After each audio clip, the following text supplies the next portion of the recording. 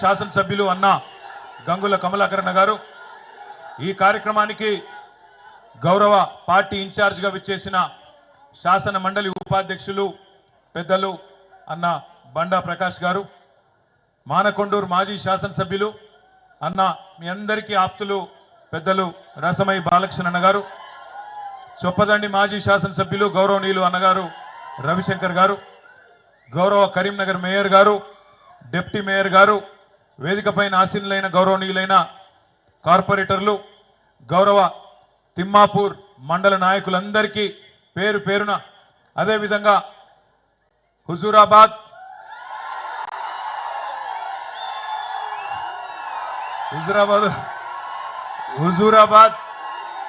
ఒక్కసారి హుజూరాబాద్లు శైలా పట్టురు,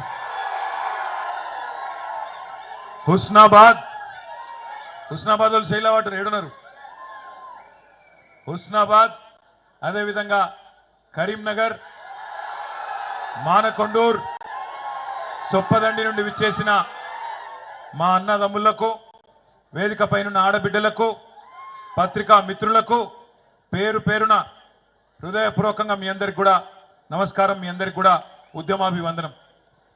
కరీంనగర్ ప్రత్యేకత మీ అందరికీ తెలుసు.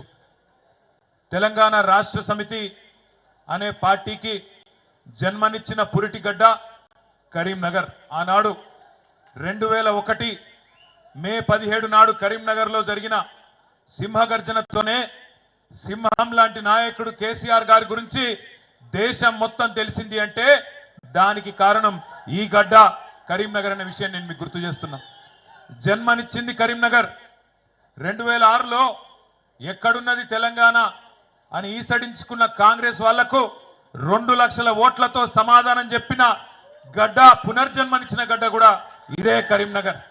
తిరిగి అయిపోయింది 2009లో ఎన్నికల్లో ఓటమితో చెల్లా చెదురు అయిపోయింది టీఆర్ఎస్.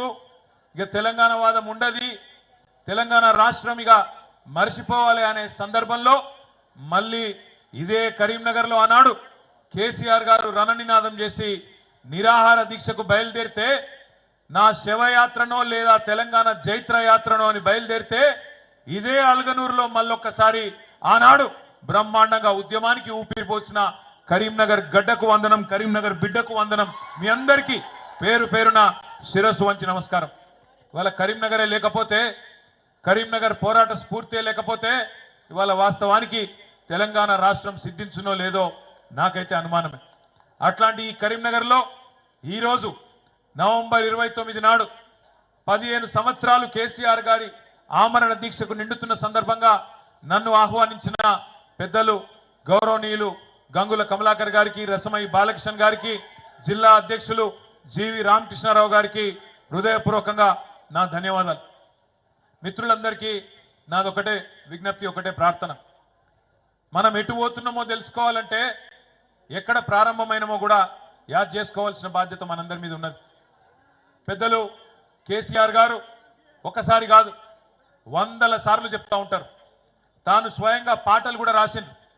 ఎందుకంటే 1948 నుంచి 56 వరకు 8 ఏళ్ళు ఒక ప్రత్యేక రాష్ట్రంగా ఉన్న తెలంగాణ, ఆనాడు పేరు వేరు కావచ్చు, హైదరాబాద్ రాష్ట్రం పేరిట 8 ఏళ్ళు ప్రత్యేక రాష్ట్రంగా ఉన్న తెలంగాణ ఆనాడు ఇష్టం లేని బలవంతపు పెళ్లిలో భాగమై ఒక అమాయకపు పిల్ల పెళ్లి ఒక అతి హుషారైన పిల్లగాంతో జరుగుతుంది అని స్వయంగా ఆనాటి అప్పటి ప్రధానమంత్రి జవహర్లాల్ నెహ్రూ గారు నిజామాబాద్లోని ఖలీల్వాడి మైదానంలో చెప్పిండు, ఆజ్ एक मासूम बच्ची की शादी एक नटखट लड़के के साथ हो रही है, अगर ये मिलाप अच्छा चला तो अच्छी बात है, वरना जब चाहे तब तलाक ले सकते हैं అంటే ఎప్పుడు కావాలంటే అప్పుడు విడాకులు తీసుకోవచ్చు అని చెప్పిన మాట.